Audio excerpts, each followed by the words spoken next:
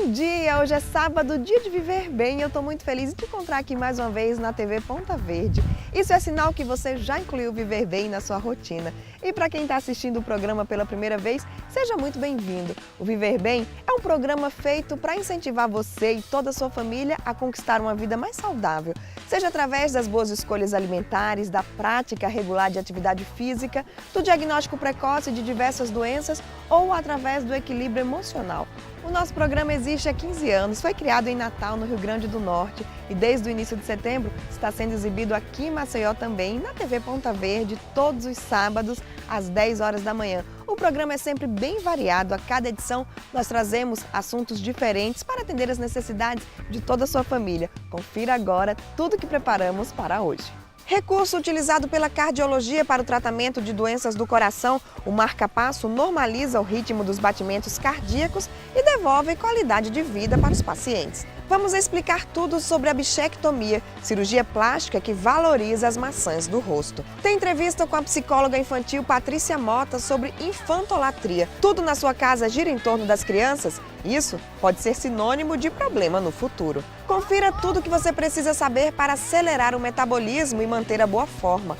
Ortopedistas alertam para os riscos que os jogos eletrônicos proporcionam para a postura das crianças. E confira também a cobertura da corrida da farmácia permanente que movimentou a cidade no domingo passado. Ontem, dia 23 de setembro, foi o dia do portador de marca-passo. Esse dispositivo eletrônico é utilizado no tratamento de doenças cardíacas que alteram o ritmo dos batimentos do coração.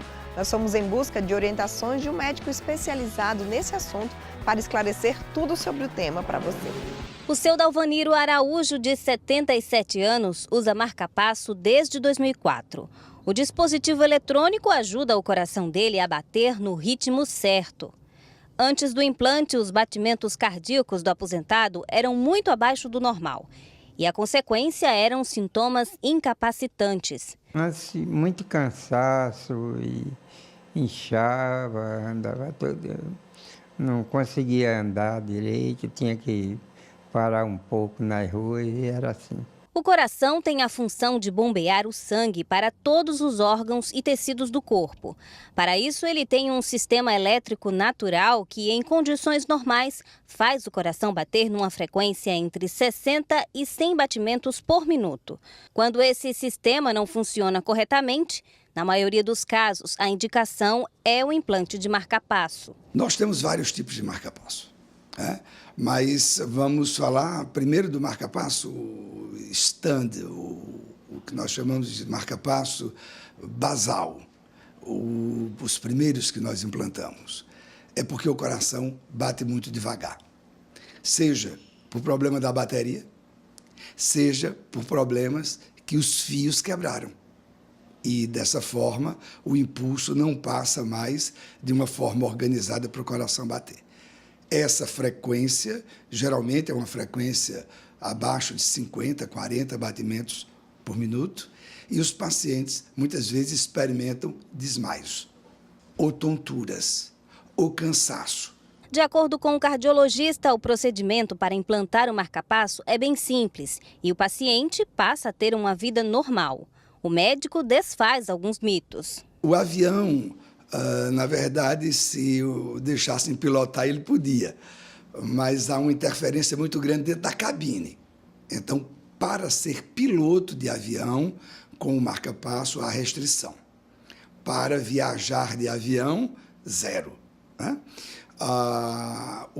Aquelas portas de detecção magnética, o paciente tem uma carteirinha, mas é pelo constrangimento, não porque vai desprogramar o marca-passo, é porque vai apitar. Tá? Então, tem aquele outro detector que eles passam, porque você vai mostrar aquela carteirinha. O banco é a mesma coisa. O banco é o constrangimento, é ficar preso dentro daquela porta lá do banco, porque tem um metal e a porta vai travar. Mas, se não travar, pode passar, não tem nenhum problema. Dentro de casa, tudo pode fazer. Micro-ondas pode usar. Eu digo aos meus pacientes, se entrar no micro-ondas, não ligue, parece que é muito quente, mas não tem problema nenhum de acionar o micro-ondas. Geladeira, luz, telefone, Muitas das doenças cardíacas que têm indicativo para o uso do marca-passo podem ter um primeiro diagnóstico com uma simples medição dos batimentos no pulso. O pulso é o diagnóstico. Por exemplo, a pessoa idosa que passa mal, fica pálido, às vezes não chega nem a desmaiar. E a simples medida do pulso em casa, o familiar iria ver que esse pulso estava aí a 35, 40 batimentos por minuto.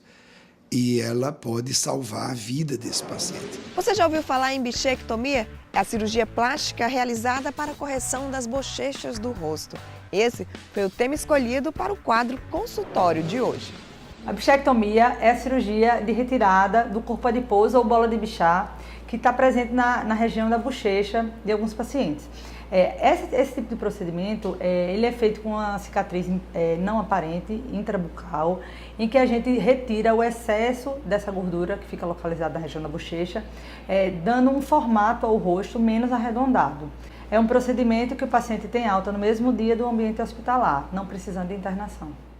Tempo de recuperação desses pacientes, a gente fala aqui uma média de redução do edema de aproximadamente uns 15 dias. E se você tiver alguma dúvida ou sugestão para ver aqui no nosso programa, é só mandar o seu recado para a nossa produção através do e-mail producão@guiaviverbem.com.br. Os nossos perfis nas redes sociais também são excelentes canais para você deixar o seu recado. E olha só, tem uma ótima notícia. Na próxima semana, vamos gravar várias reportagens especiais aqui em Maceió com os melhores profissionais do estado.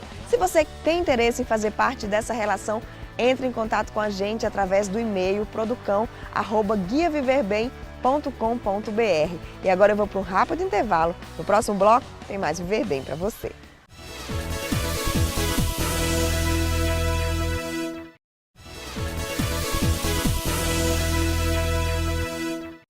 E esse segundo bloco do Viver Bem será dedicado aos pais que estão assistindo o nosso programa. Para a nossa entrevista de hoje, eu recebo a psicóloga infantil Patrícia Mota e nós vamos falar sobre infantolatria, um problema que é bem mais comum do que se imagina. E eu tenho certeza que tem muita gente aí em casa se perguntando sobre o que é a infantolatria. Então já vou passar a bola para você, viu, Patrícia? Para explicar aí para quem está em casa o que é infantolatria. Então, a infantolatria ela é uma denominação, né, que surgiu há pouco tempo, dirigida à dinâmica familiar quando os pais colocam os filhos em primeiro lugar o tempo inteiro, né? É claro que o bebê ele precisa desse primeiro lugar, né? No momento da vida dele ele exige isso. Ao longo do desenvolvimento, mais ou menos depois de 2 anos, a criança precisa ir saindo desse lugar, né? E tentar compreender que ela vive numa dinâmica que já existia, numa casa que já havia uma rotina, numa rotina que os papais já tinham, né? De vida de trabalho, por exemplo, entende? Então a infantolatria é quando os adultos, sem perceber, vão permitindo que a criança, mesmo após de 1 ano, 1 ano e meio, 2 anos, ocupe muitos espaços da família, muitos espaços da casa, como por exemplo escolher uma alimentação todos os dias, ou decidir, na verdade, o que vai ser visto na televisão, decidir a música que vai ser escutada no carro, ouvida no carro. Então, são situações que muitas vezes os pais vão fazendo sem perceber e acaba dando um poder à criança que ela não tem de fato. Né? E assim, isso pode gerar algum prejuízo lá para o futuro dessa criança? Sim, os prejuízos, na verdade, eles são... Quando essa situação é mantida, os prejuízos, eles promovem na criança uma ideia ilusória de que ela tem o poder o tempo todo.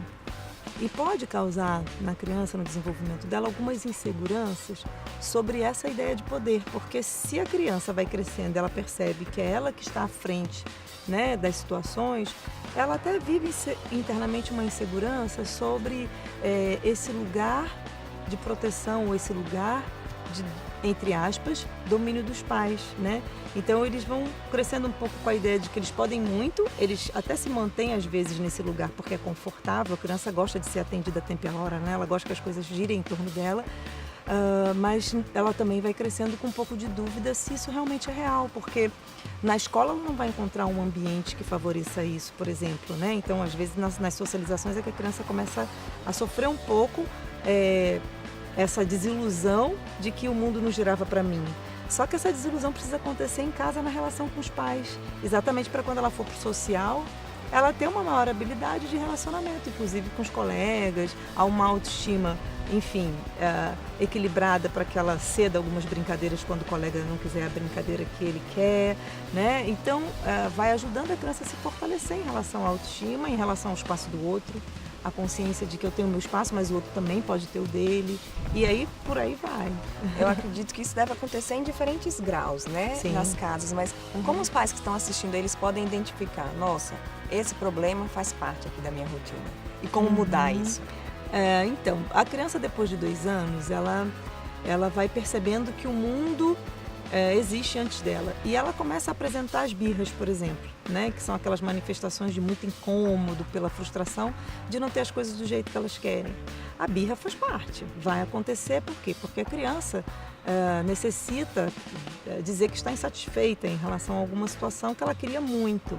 E cabe muito aos pais irem organizando na rotina a não complacência com essa situação da birra, o não concordar porque ela chorou, gritou e recebeu o que queria. Ou mesmo dentro de casa, a criança determinar onde papai tem que sentar, onde mamãe tem que sentar. Às vezes eles fazem isso de uma forma lúdica, pela brincadeira, mas acaba que é ele que fica no controle. Então tem alguns lugares de controle que a criança vai mostrando, né, desde pequena, esse desejo de querer comandar e direcionar, que os pais podem ficar atentos e já ir mexendo um pouquinho nessa dinâmica. Coisas do tipo, não, hoje então é o meu dia de sentar aqui, hoje eu vou sentar nesse lugar e amanhã você senta no outro, amanhã a gente combina então como vai ser, porque ajuda a criança a perceber que a opinião do outro, a voz do outro é importante, não só a dela vai ser aceita. E muitas vezes a rotina do pai e da mãe é muito cheia, e às vezes os pais nem se dão conta que isso está acontecendo. Mas quando começa a viver no social ou levar a criança para ambientes, né, de maior sociabilidade, é que eles começam a perceber que às vezes a criança está agindo de uma maneira mais imatura, não consegue se relacionar com as crianças da mesma idade, porque a frustração incomoda muito. Então, em casa, os pais precisam estar atentos a entender que existe essa dinâmica da criança de querer ficar no controle, mas que você também vai mostrando a ela que você ocupa esse lugar, né? Tem até alguns textos que dizem que existe rei e rainha, né? E a criança, ela é o príncipe, uma princesa, né? E o rei e rainha continua sendo papai e mamãe, né? Mais ou menos assim.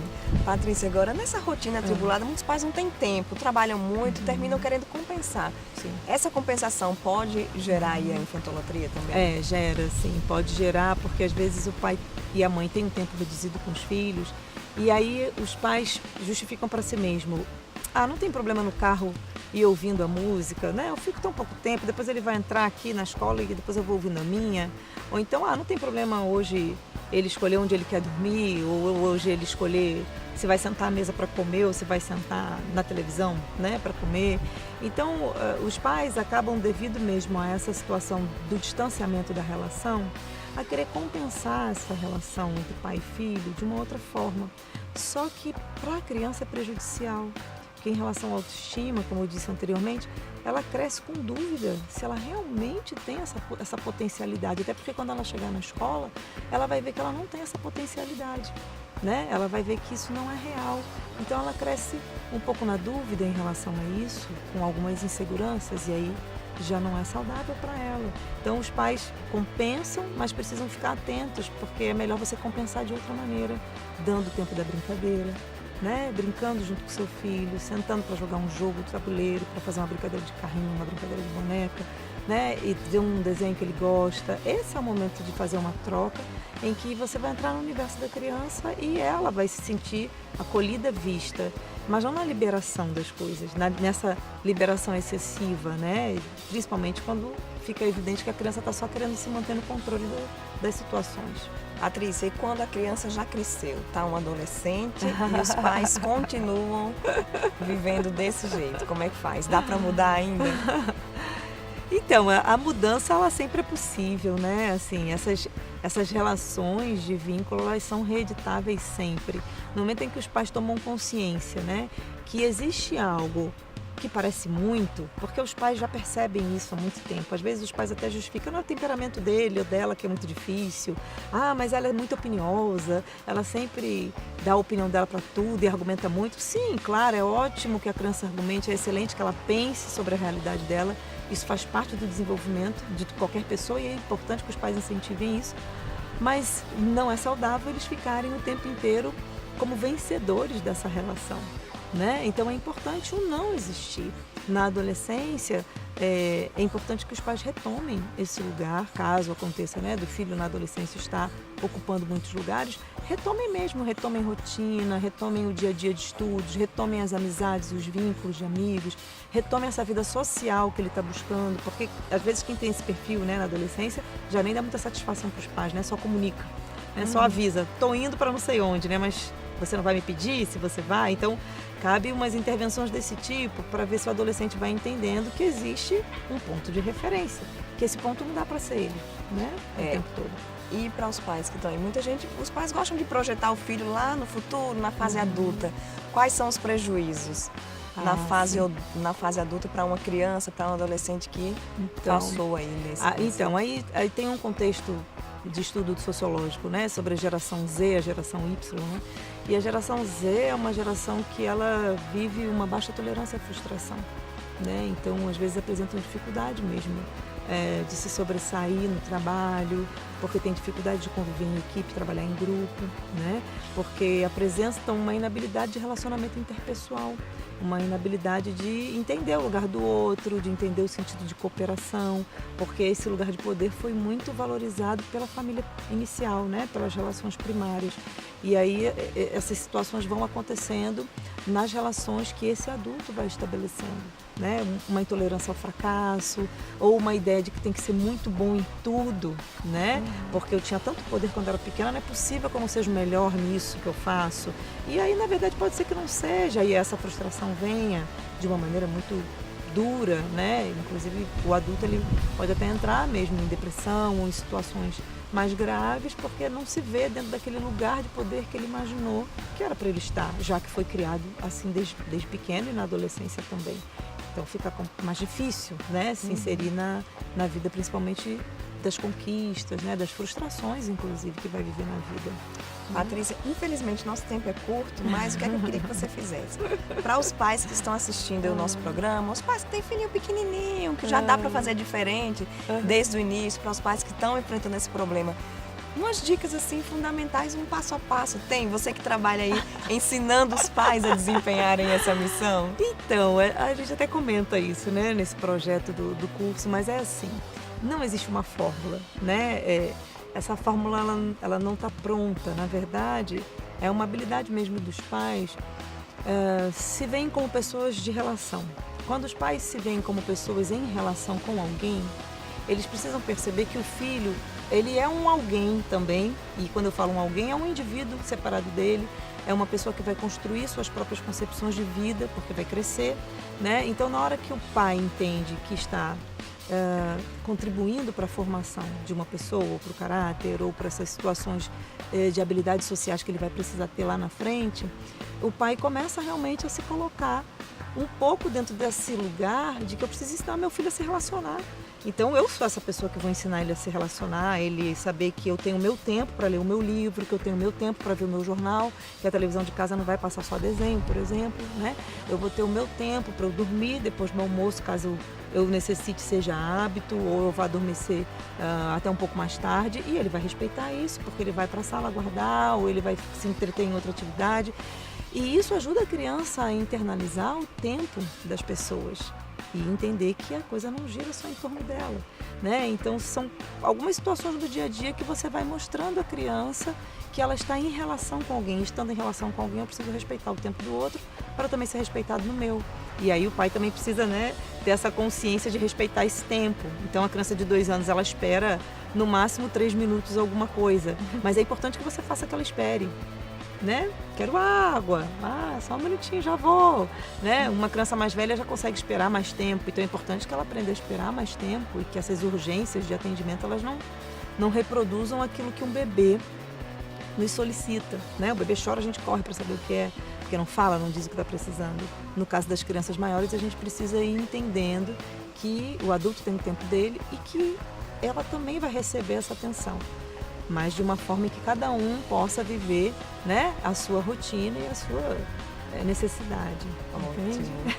Daria aqui para passar o programa inteiro conversando, né? Muito eu assunto adoro falar interessante, disso. com certeza. Patrícia, Obrigada, muito obrigada. Juliana. Desde já está convidada para voltar aqui, né? São tantos assuntos importantes aí para ajudar os pais e as crianças a seguirem aí felizes, realizados nessa vida. Obrigada, viu? Tá bom. E agora a gente vai para um rápido intervalo. No próximo bloco tem a cobertura da Corrida da Farmácia Permanente que movimentou Maceió na semana passada. Eu volto já já.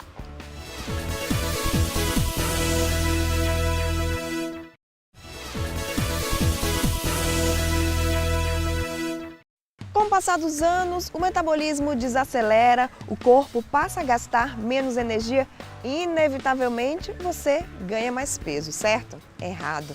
Olha só, com alimentação adequada e exercícios físicos, é possível sim manter o metabolismo acelerado e o seu corpo em forma.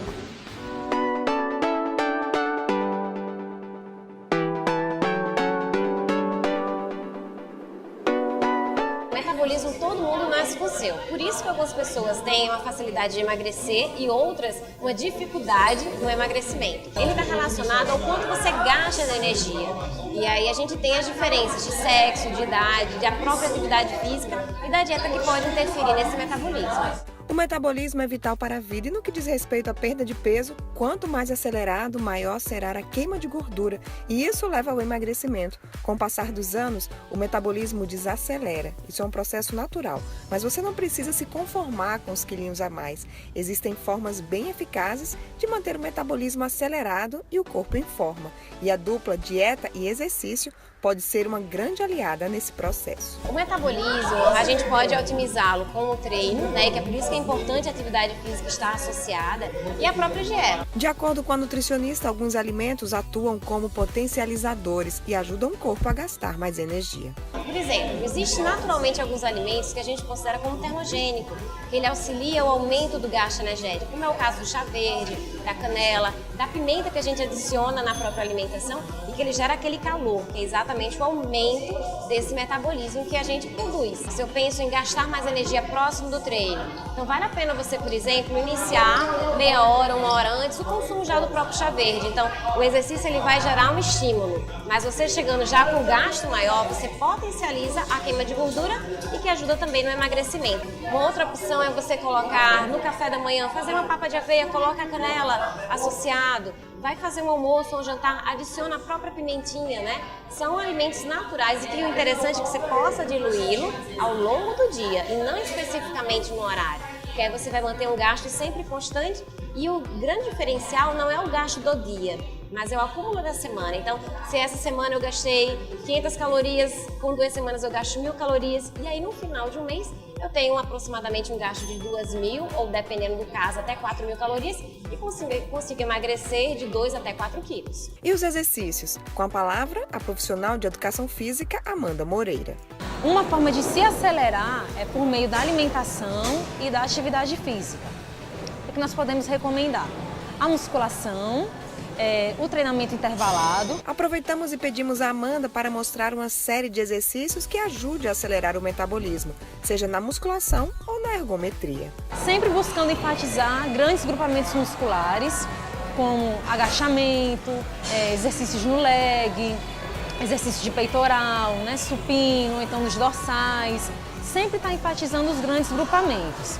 No meio desses exercícios, a gente pode acrescentar o quê? Um abdominal.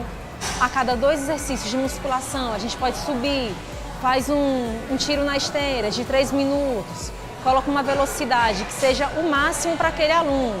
Sempre fazer exercícios que o aluno não queime, não gaste as calorias somente durante o treino, mas que assim depois, após o exercício físico, quando ele for para casa, o organismo dele ainda continue em trabalho, auxiliando a perda de peso.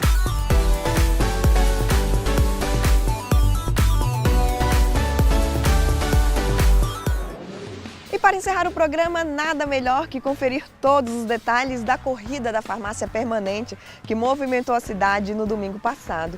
Júnior de Mello fez uma cobertura linda para o Arena e nós aproveitamos para mostrar aqui no Viver Bem também. Afinal, tem muita gente que vem transformando a vida através da corrida de rua. Antes de colocar o pé na estrada, essa turma se reúne para um bate-papo descontraído. Famílias inteiras cada vez mais estão participando das corridas de rua. Eita, esse aqui está empolgado. Eu vou correr 5. E vai aguentar? Vou aguentar. Minha vontade era de correr mais 5. A alegria é imensa e o aquecimento é na base da dança.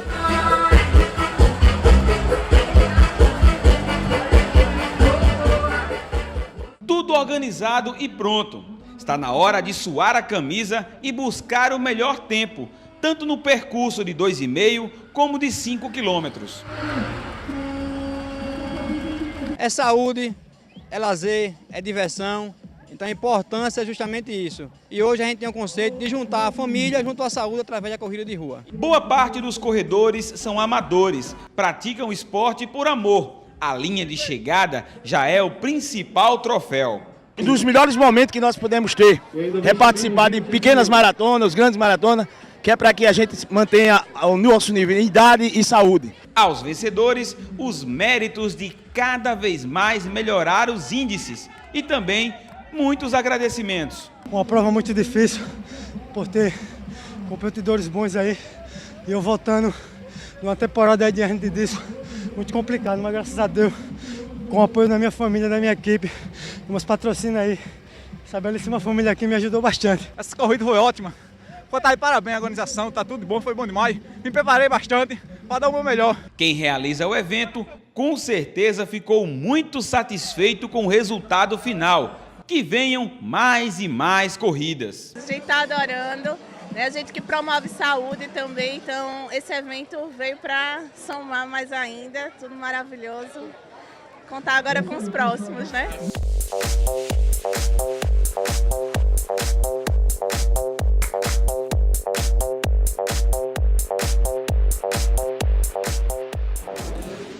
Parabéns a todos os corredores que participaram, a Farmácia Permanente. Eu sou uma apaixonada por corrida de rua e muito em breve estarei participando de uma prova aqui em Maceió. E o programa de hoje fica por aqui. Muito obrigada por sua audiência. Nós chegamos aqui em Maceió há tão pouco tempo, né? Esse é o 3º programa e nós estamos muito felizes e impressionados com o carinho que a gente vem recebendo nas redes sociais. Tem muita gente interagindo com a gente lá no Guia Viver Bem no Instagram, na página do Facebook. E isso é sinal de que Maceió quer sim viver bem. Aproveite seu final de semana, curta sua família, recarregue as baterias. E lembre-se que no próximo sábado, às 10 horas da manhã, nós temos um encontro marcado aqui na TV Ponta Verde. Um beijo e até lá!